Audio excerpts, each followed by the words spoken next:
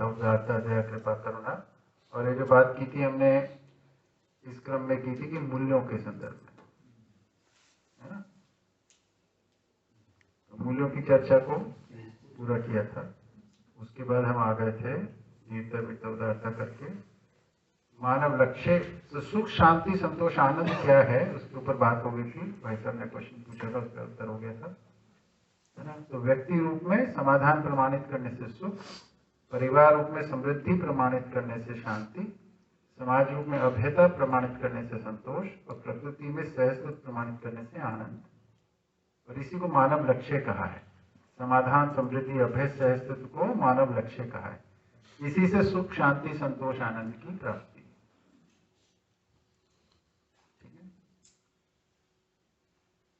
मूल्यांकन की बात हमने कर दी है। प्रत्येक संबंध के निर्वाह में दोनों पक्ष मिलकर प्रयोजन के अर्थ में मूल्यांकन करते हैं।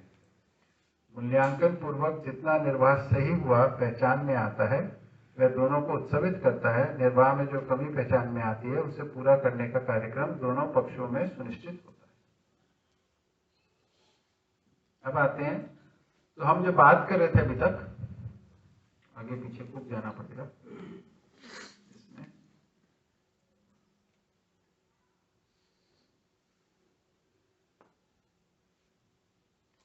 ये जो हम बात कर रहे हैं मानवीयतापूर्ण आचरण के संदर्भ में बात कर रहे थे, और ये जो बात अभी पूरी हुई थी संबंधों के संदर्भ में हमने बोला मूल्य। संबंधों में जिम्मेदारी पूर्वक समझदारी पूर्वक जीने का जो आधार है वो मूल्य। समाज में जिम्मेदारी समझदारी पूर्वक जीने का आधार चरित्र है और व्यवस्था में जिम्मेदारी समझदारी पूर्वक जीने का आधार नीति है। संबंधों में जो पहला मूल्य है या जो मुख्य मूल्य है उसको हमने बोला था न्याय। फिर जितना था उसके बाद न्याय की व्याख्या थी सारी, जितना अभी तक हमने देखा 30 मूल्य तक देखा ना। तो संबंधों की पहचान, मूल्यों का निर्वाह, परस्पर मूल्यांकन एवं उभयता। और तुम संबंधों की पहचान में हमने देखा हर संबंध का कुछ निश्चित प्रयोजन है, कुछ निश्चित प्रयोजन है, निश्चित क्रिया, निश्चित जिम्मेदारी, निश्चित अपेक्षा, है ना। फिर इसके साथ ही हमने सभी संबंधों में निहित निश्चित प्रयोजन क्रिया जिम्मेदारी और अपेक्षा को समझने से मानव संबंध की पहचान करने की योग्यता अर्जित होती है। तो संबंध को पहचानने का मतलब ये चारों चीजों को पहचानना। फिर हमने बात की 7 संबंध कितने प्रकार के। फिर ये जब बात हो गई फिर हमने बात की इन संबंधों में मूल्य कौन से निर्वाह होंगे, ठीक है, वो मूल्यों का पूरा चार्ट दिखाया। फिर मूल्यों के चार्ट के क्रम में ही हमने ये सब विश्वास या ये दीनता वित्त उदारता दया कृपा करना की बात की थी। उसके बाद सुख शांति संतोष आनंद जो आखिरी में जीवन मूल्य है उसकी बात है। अब ये पूरा होने के बाद न्याय की परिभाषा में हम वापस आते हैं जिसमें मूल्यांकन की बात। तो प्रत्येक संबंध के निर्वाह में दोनों पक्ष मिलकर प्रयोजन के अर्थ में मूल्यांकन करते हैं और मूल्यांकन में जो दोनों को समान रूप में दिखता है उसकी खुशहाली होती है और जो अंतर होते हैं उसको वो मिलकर पूरा करते हैं। इस रूप में दोनों एक दूसरे से तृप्त रहते हैं। मूल्यांकन के बाद अब हम आते हैं समाज में समझदारी पूर्वक जीने का जो स्वरूप है उसको बोलते हैं चरित्र। सद्चरित्र के साथ जीना। चरित्र के अंदर 3 मुद्दे, स्वधन, स्वनारी स्वपुरुष, दयापूर्ण कार्य व्यवहार। स्वधन का अर्थ होता है हर मानव को जीने के लिए किसी धन की आवश्यकता है। क्यों धन की आवश्यकता है? क्योंकि पहली सांस से लेकर आखिरी सांस तक वो वस्तुओं का प्रयोग कर रहा है ना, समाज से मिली वस्तुओं का प्रयोग कर रहा है। जब छोटा होता है तो भोजन मिलता है, कपड़ा मिलता है, घर का सामान मिलता है, ये जितना भी है तो परिवार देता है उस बच्चे को, परिवार को ये सब समाज से मिलता है। और हर व्यक्ति पहली सांस से आखिरी सांस तक उपभोक्ता है, यानी वो कुछ भोग कर रहा है, तो भोग के लिए समाज से वस्तुएं ले रहा है। तो अब कौन सी वस्तु पे उसका अधिकार है और कौन सी पे उसका अधिकार नहीं है, इसको हम बोलते हैं स्वधन। तो स्वधन के जो स्वरूप हैं वो 3 ही हैं, और स्वधन नहीं होगा तो परधन होगा, है ना। जैसे चोरी करके परधन मिलता है, डकैती करके परधन मिलता है, रिश्वत लेके पर धन मिलता है ना, इस तरीके से, या धोखा देके पर धन मिलता है, ठीक है, ये सब पर धन है। तो स्वधन क्या है? तो स्वधन के 3 प्रकार होता है, प्रतिफल, पारितोष और पुरस्कार। प्रतिफल है जो अपनी मेहनत से कमाया हुआ धन है, जो अपने श्रम पूर्वक, श्रम के एवज में हम जो लेते हैं, इसको कहते हैं प्रतिफल। प्रतिफल जो है वो ही मूल धन है। समाज में जो धन है वो प्रतिफल ही है, क्योंकि हर कोई श्रम करके कोई ना कोई मूल्य की वृद्धि करता है, उसी से धन है। तो किसी ने जंगल से लकड़ी ले आया, उसको उस पर अपना श्रम लगा के उसको फर्नीचर बना दिया, तो ये धन हो गया। कोई अनाज ले आया, उससे उसने कुछ खाना बना दिया, ये उसका धन हो गया, है ना। कोई मिट्टी ले आया, उसने उससे बिल्डिंग बना दी, है ना, वो उसका धन हो गया। तो धन किसको बोल रहे हैं इधर? वस्तुओं को बोल रहे हैं जो उपयोग में आती है, उस पर इनका अधिकार है। श्रम से, अपने श्रम से प्राप्त वस्तु के ऊपर हमारा अधिकार रहता है, इसलिए उसको बोलते हैं स्वधन, प्रतिफल के स्वरूप में। फिर दूसरा है पारितोष। पारितोष का यहाँ अर्थ लिया गया है कि जैसे बच्चे हैं या बुजुर्ग हैं जो अब अपना धन खुद नहीं अर्जित कर सकते अपने श्रम से, तो उनको संबंधों से वस्तु मिलती।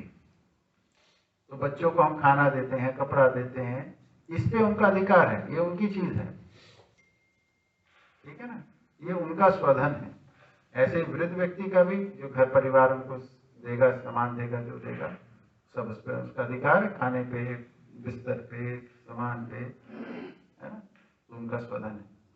रोगी के लिए भी देते हैं, क्योंकि उस वक्त वो अपना नहीं कर सकता काम, तो दूसरे उसका ध्यान रखते हैं। तो न्यायपूर्ण संबंधों के निर्वाह में जो धन मिलता है उसको पारितोष कहते हैं, है ना। तो संबंधों का न्यायपूर्ण होने पे ही पारितोष कहा जाता है। अन्याय से, शोषण से जो देते हैं एक दूसरे संबंधों में, जैसे दहेज लिया, ये पारितोष नहीं है, ये परधन है, ठीक है। तो फिर आता है पुरस्कार। पुरस्कार क्या है? जब कोई व्यक्ति समाज में कोई श्रेष्ठ काम करता है ना, किसी ने कृषि में श्रेष्ठ काम किया, किसी ने शिक्षा में श्रेष्ठ काम किया, किसी ने उत्पादन में श्रेष्ठ काम किया, तो उस श्रेष्ठ काम की स्वीकृति समाज में जब होती है और समाज को लगता है इसको प्रोत्साहित करना चाहिए, तो उसको कोई साधन प्रदान कर देते हैं कि भैया तुम बढ़िया काम कर रहे हो, अपने काम को बढ़ाने के लिए ये लो, एक मशीन लो, इससे इसको और तेजी से बढ़ाओ, है ना, या तुम शिक्षा अच्छी चलाते हो, ये लो, तुम्हारे को हम रहने की जगह दे देते हैं, तुम यहाँ पे हमारे बच्चों को अच्छे से पढ़ाओ। तो ये पुरस्कार के रूप में, इस पे भी अधिकार है हमारा, ये भी स्वधन है। तो लेकिन आजकल तो जो पुरस्कार है वो खरीदे जाते हैं, है ना, उसकी बात नहीं होती, ठीक है। तो ये समझदारी पूर्वक प्रतिफल, पारितोष और पुरस्कार ही स्वधन है, उसके अलावा बाकी सब धन परधन है। जैसे आश्रम में लोग दे आते हैं, आश्रमों में जैसे लोग धन दे आते हैं, हाँ, तो ये स्वधन है या किसका? जैसे हमने दिया आश्रम में, तो आपने जो दिया, आप तो देने से पहले आपका स्वधन होना पड़ेगा। तो आपके पास आया कैसे? आपकी आय कैसे हुई? अगर आय प्रतिफल से हुई है या पारितोष से हुई है या पुरस्कार से हुई है तो स्वधन है, फिर आप उसको दे सकते हो। लेकिन अगर आपके पास आय परधन के रूप में है, दूसरे का धन कब्जा करके बैठे हो, है ना, इसलिए दान दे रहे हो कि उसके पाप से मुक्त हो जाओ, है ना। ये भी तो करते हैं ना लोग, बहुत सारा चोरी करो, थोड़ा सा दान कर दो,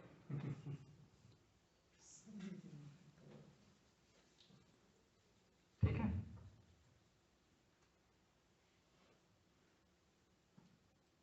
तो स्वधन समाज में संतुलन बनाए रखने के लिए, समाज की व्यवस्था को बनाए रखने के लिए अनिवार्य है।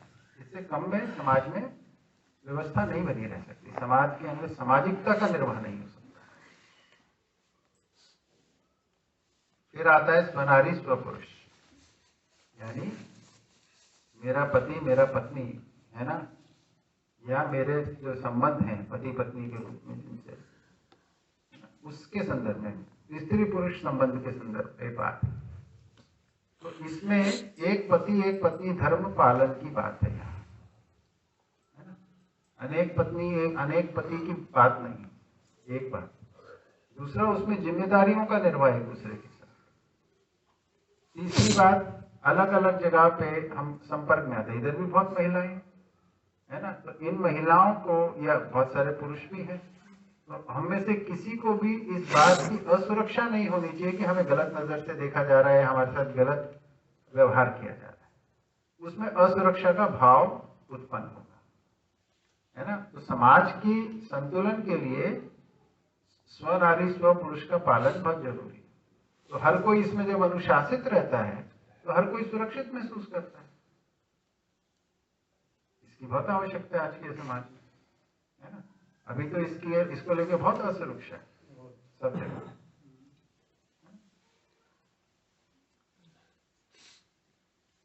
मतलब बच्चे बच्चियां दोनों के साथ अपराध होने लग गए हैं। घर परिवारों में, समाज में, गांव में, ऑफिस में, दफ्तर में, खेत में, खलिहान में, सब जगह इस सब प्रकार के उटपटांग काम होने लगे। तो इसमें एक पति एक पत्नी धर्म पालन करने की आवश्यकता है। लाइट गई, उधर तो गई, पर यहाँ से चला जाएगा, चला गया। वो अच्छा, उसका लाइट जाने में टाइम लगता।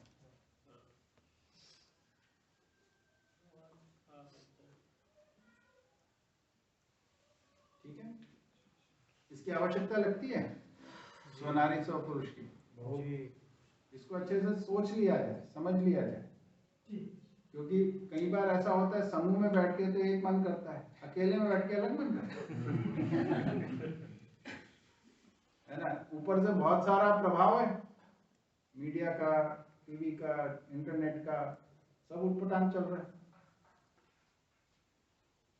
इससे सामाजिकता का विकास नहीं हो सकता किसी भी। इससे आचरण की निश्चितता तय नहीं हो सकती। किससे? पर नारी और पुरुष से। सम्मानजनक विधि तो जीने की यही है, स्वनारी स्व पुरुष। ठीक है, मैं एक बार दिल्ली में शिविर ले रहा था वहां के अध्यापकों का, तो उधर एक स्कूल में उनका बच्चा पढ़ता था, एक व्यक्ति आए थे, तो ये बात चल रही थी, तो बोले देखो ये तो कमाई पर है, अगर कमाई कम है तो एक बीवी को ही अफोर्ड कर सकते हो, और ज्यादा हो तो 2-3 को भी कर सकते हो। उनका ऐसा मानना। तो हमने उनको जवाब दिया ठीक है कोई बात नहीं, मतलब तो यही अधिकार क्या आप अपने बेटे को भी दोगे, अपनी बेटी को भी दोगे, अपनी पत्नी को भी दोगे, एक से अधिक भी। आप चाहते हो कि एक से अधिक पत्नी आपकी हो, तो अपनी पत्नी को भी अधिकार दे दीजिए एक से अधिक पतियों की। क्या बात, अपनी बेटी को भी दे दीजिए, बेटे को भी दे दीजिए। बोले ये क्या बात है? हाँ यही बात है। इसको बोलते हैं शोषण। जो अधिकार मेरे लिए ठीक है पर दूसरे के लिए ठीक नहीं, इसको कहते हैं विशेष अधिकार। इसी से शोषण, विशेष अधिकार। हाँ, स्पेशल पावर्स। मेरे लिए ठीक है, आपके लिए ठीक नहीं, डबल स्टैंडर्ड। जैसे ही कहा हुआ आपने बना किया होगा, आ गया है, आ गया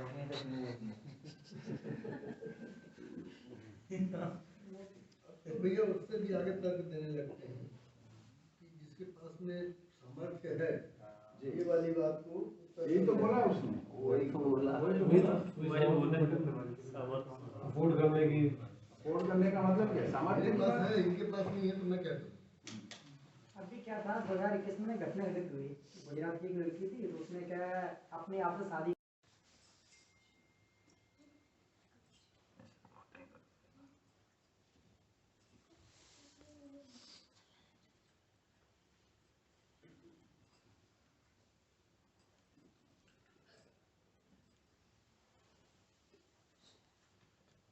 हमने की बात की थी ना जीवन की।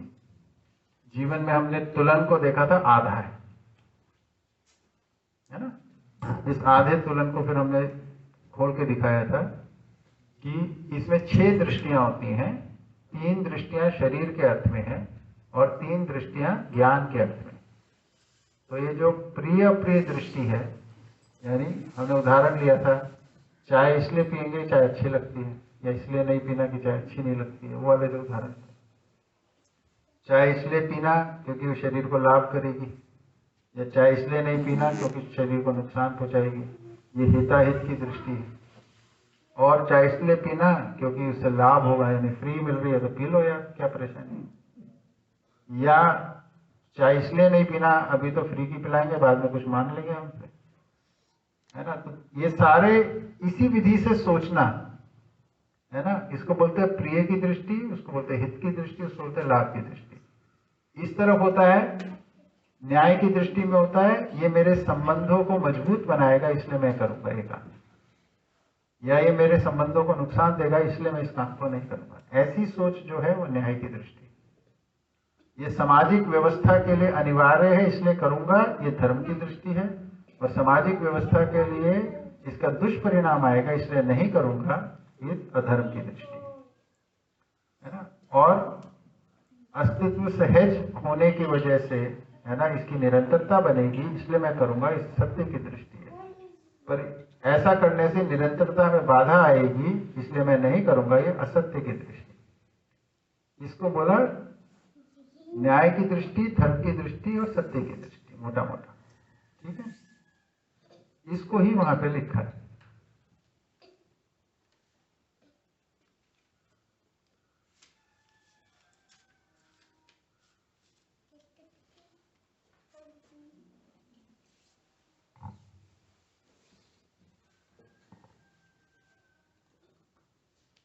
ठीक है। तो जो मानव है वो संबंधों को प्रधानता प्रमुखता में जीता है, उसका ध्यान संबंधों में ज्यादा लगा रहता है। देव मानव का ध्यान सामाजिक व्यवस्था के लिए ज्यादा हो जाता है, और जो दिव्य मानव है वो पूरी परंपरा के संरक्षण के रूप में आ जाता है। वो प्रकृति के साथ, समाज व्यवस्था के साथ संबंधों सबको ध्यान रखने रख के चलता है।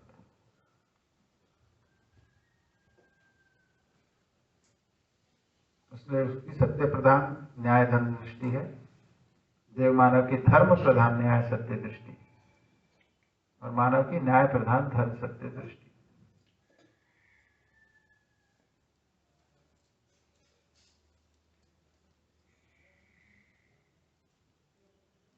ठीक है। अच्छा, अगर आप अपने को कहीं पे पाते हो, मान लीजिए किसी एक जगह पे पाते हो और चाहते हो कि दिव्य मानव हो जाओ, तो वो क्रम से ही होगा। पहले मानव ही हो गए, फिर देव मानव हो गए, फिर दिव्य हो। सीधा दिव्य मानव पे नहीं कूदोगे, ध्यान रखें।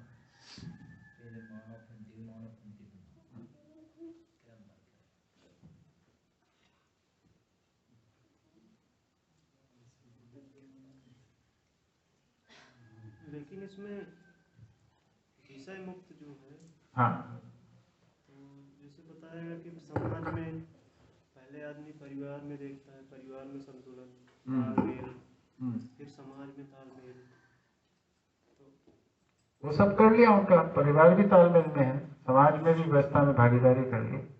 अब उनको प्रतिफल के रूप में कुछ नहीं चाहिए। और वो जो कर रहे हैं अपने इसलिए कर रहे हैं कि यही करने योग्य है, इतना समझ में आ गया। बदले में कुछ नहीं चाहिए। अगर समाज में तालमेल पूरे तरीके से तो बना नहीं। अभी मैं वही कह रहा हूँ, ये जो दिव्यता है, ये जो कुछ है, अब इसके अंदर एक आदमी पूरा समाज तो बनाता नहीं, लेकिन एक आदमी अपनी सभी परिवार की जिम्मेदारी, समाज में जिम्मेदारी, व्यवस्था में जिम्मेदारी, परंपरा में जिम्मेदारी, इन सबको तो अपनी अपनी भागीदारी को सुनिश्चित कर सकता है। उतना कर लेना, उनके उसके दायरे में जो काम है उनको सारों को पूरा कर लेना। अब वो जो कर रहे हैं वो केवल उपकार करने के लिए करते हैं,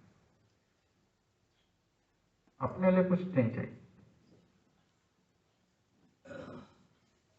या ये कह सकते हैं कि एक उम्र के बाद फिर जब वो क्षमता नहीं रह जाती तो फिर उम्र की बात नहीं है भाई, उम्र से कोई लेना देना नहीं है। मतलब ये कहना चाह रहे हैं कि उम्र के बाद देवी मानव बन सकते हैं। उम्र से ऐसा नहीं कह रहे थे, वो तो बोल रहे हैं कि मैं बोल रहा हूँ कि वो ऐसा नहीं, उम्र से नहीं है, वो एक बहुत आगे की स्थिति है। जब आपका जो कर्म है इसका प्रतिफल आप नहीं चाहते, आप कर्म इसलिए नहीं कर रहे क्योंकि आपके पास कुछ वांछित फल है, यानी इसका जो परिणाम आएगा उससे आप खुश हो। आप इसलिए कर रहे हो क्योंकि ये नियम है और यही करने योग्य, इसको बोलते हैं विषय मुक्त। इससे अधिक उचित कुछ नहीं है, इसलिए आप करते हो। आपको जो चाहिए आप तो परिपूर्ण, आप तृप्त हो, आपको कुछ नहीं चाहिए करके, पर फिर भी करते हो। इसलिए करते हो क्योंकि ये करने योग्य है, इससे दूसरों को लाभ होता है, इसलिए करते हो। उपकार के लिए जीते हैं, इसलिए बोलते हैं।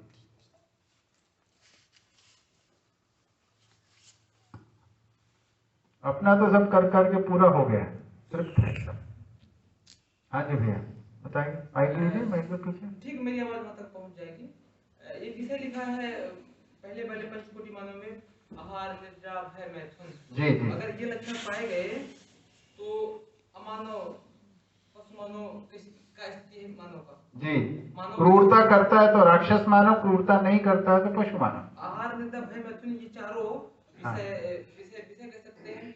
हाँ। मानव पशु मानव का इशारा ही लक्षण जी, ये पशु मानव के भी राक्षस मानव के भी यही विषय है। राक्षस मानव पहले है कि पशु मानव पहले? किसके पहले? मैं राक्षस पहले जैसे लिखा पशु मानव। हाँ, तो श्रेणी क्या रहेगी? पशु मानव फिर राक्षस मानव, राक्षस मानव फिर मानव। देखो अपने मन की मजबूती में तो पशु मानव कमजोर है, वो अपने आप से कुछ करने की क्षमता ही नहीं रखता, तो उसको कम विकसित है, इसलिए उसको और अधिक विकसित होना पड़ेगा। राक्षस मानव कम से कम इतना तो है कि मैं कुछ कर सकता हूं, अभी उटपटांग करता है, जब ठीक हो जाएगा तो सही करेगा।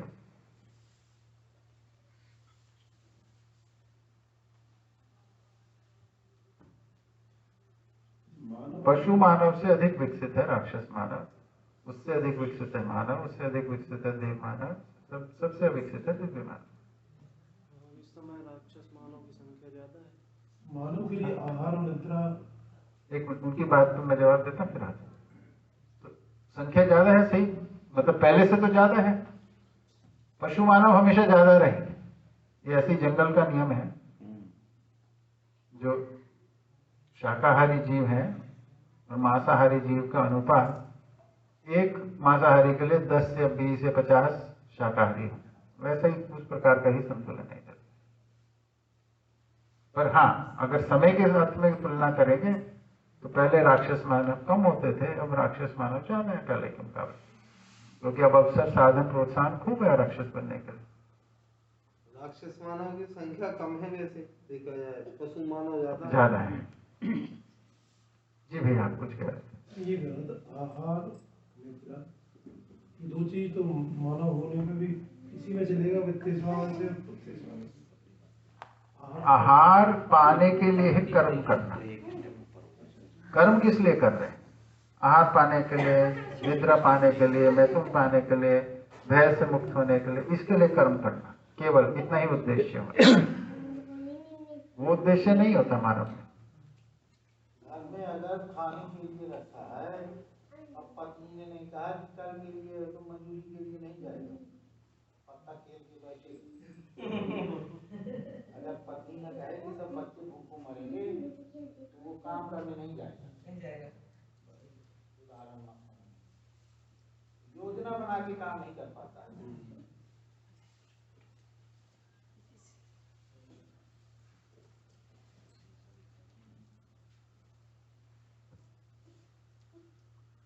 जी बताएं।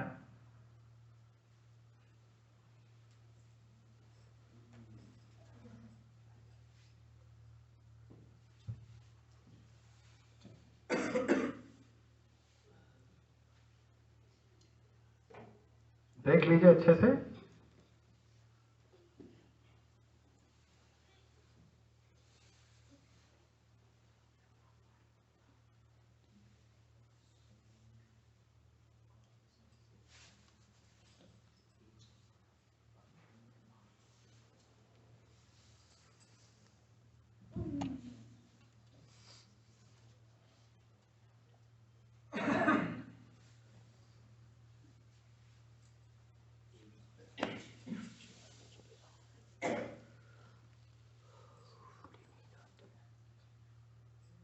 पीडीएफ में सब है।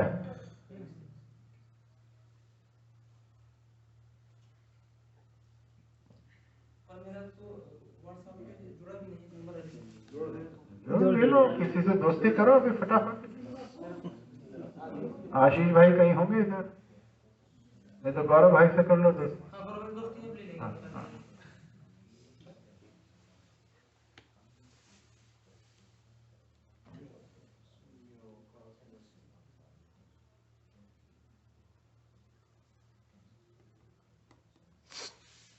आशीष भाई आपसे कोई दोस्ती करना चाहता है? मेरे बचपन के साथी। अच्छा, पर ये अभी व्हाट्सएप के लिए दोस्ती करना चाहता है, पीडीएफ चाहिए इनको, ग्रुप में जोड़ दीजिए।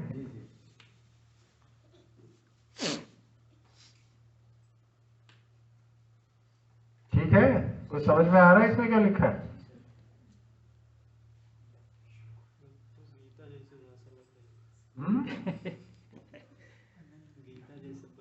गीता जैसी भाषा लग रही है। थोड़ा सा लग रहा है। सर आप समझाइए इनको, ह्रास का क्या अर्थ है? ह्रास का मतलब होता है जैसे विकास होता है, चीजें आगे की तरफ बढ़ती हैं, जो चीजों का पतन होता है उसको कहते हैं ह्रास। तो हमारे पास अवसर है कि हम ह्रास एवं विकास दोनों का अध्ययन कर सकते हैं।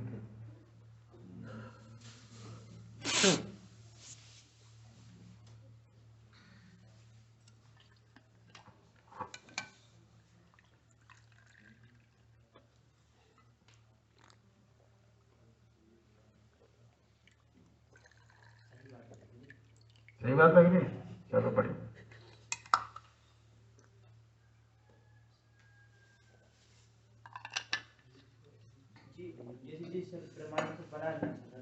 हाँ, ये धरती बनी हुई है, ऐसे ही होंगी जी।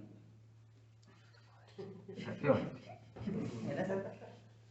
तो ये तो कल्पना से बनाई हुई फोटो है। व्यापक शून्य का बोल था ना। हाँ हाँ तो जी ऐसी होनी चाहिए थी सभी। हाँ हिंदी से दिख रही है। हाँ हाँ।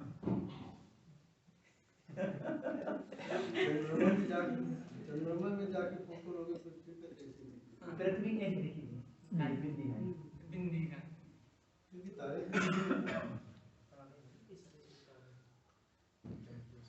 वही आ जाके तो ये नाम लाल के साथ यहाँ पर।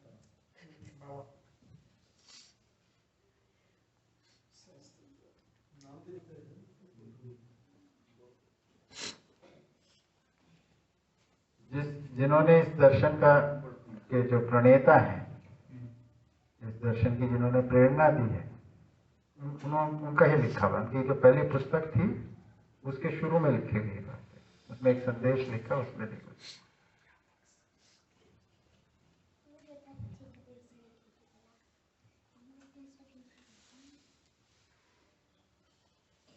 इसमें ये आग्रह नहीं है कि आप समझो या ना समझो, बोले अवसर है आपके पास समझने का, इसको विकास को भी ह्रास को भी।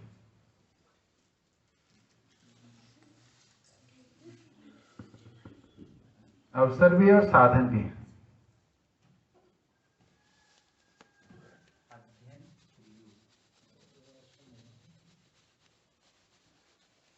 अध्ययन माने समझना, जो समझते जाओगे और उसको प्रयोग में लाओगे।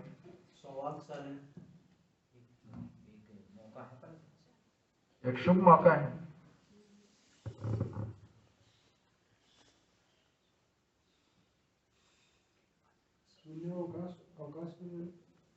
शून्य अवकाश भाषा है, वही उसी बात को इंगित करने के लिए, जो व्यापक अवकाश है, इतना सारा व्यापक सत्ता है, शून्य है, इसमें बहुत सारे ब्रह्मांड है, उनमें से एक ब्रह्मांड के अंदर आप हम हैं। हमारे को ये अवसर और साधन प्राप्त है कि हम विकास एवं ह्रास को अध्ययन और प्रयोग कर सकें।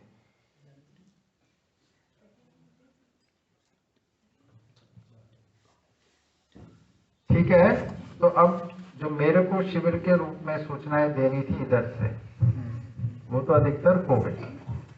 अब हम अगले सत्र में क्या करेंगे कि आप लोग इसको जो पीडीएफ को भेजा है उसको एक बार पलट के देख लो और आज के शाम के सत्र में भी और कल सुबह के सत्र में भी पहले हाफ में 11 बजे तक उसके कोई आपको स्पष्टीकरण की जरूरत हो, फिर से सुनने की बात हो तो उसको हम दोहरा लेंगे, ठीक है। और ये आप मिलजुल के करना, ताकि ऐसा ना हो कि एक ही चीज को 2-2, 3-3 लोग पूछें। मतलब क्रम लिस्ट बना लेना अपनी मिलके कि अच्छा ये बात को सुन लेते हैं, इसको कर लेते हैं, ठीक।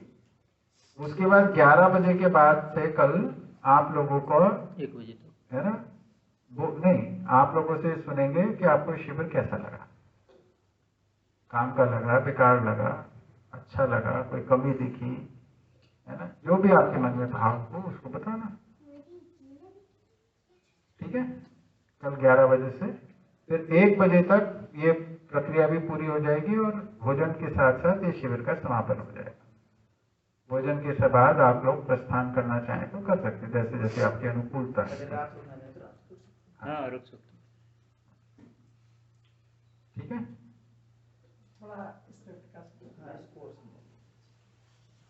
तो व्यापक शून्य अवकाश में स्थित अनंत ब्रह्मांडों में से एक ब्रह्मांड में अंगभूत इस पृथ्वी पर वर्तमान में पाए जाने वाले मानव अत्यंत सौभाग्यशाली हैं, क्योंकि इनको ह्रास और विकास का अध्ययन एवं प्रयोग करने का स्वर्णिम अवसर व साधन प्राप्त है, ठीक है।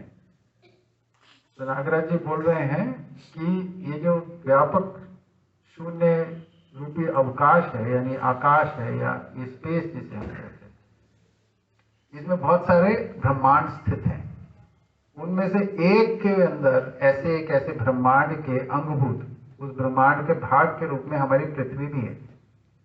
उस पृथ्वी पे पाए जाने वाले जो हम मानव हैं, हम बहुत सौभाग्यशाली हैं, क्योंकि हमारे को विकास और ह्रास के का अध्ययन और प्रयोग करने का स्वर्णिम अवसर और साधन प्राप्त है।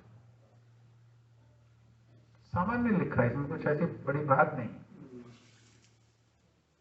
साधन भी प्राप्त है, अवसर भी प्राप्त है, अध्ययन भी कर सकते हैं, प्रयोग भी कर सकते हैं।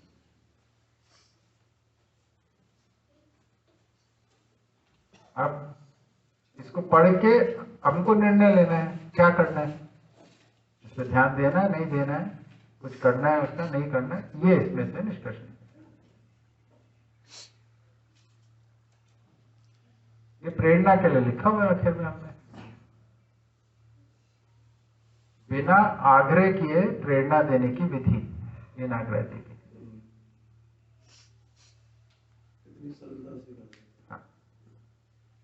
कोई जोर जबरदस्ती नहीं है कि तुमको ऐसा करना चाहिए, वो करना चाहिए, नहीं करना चाहिए, ऐसा कुछ नहीं।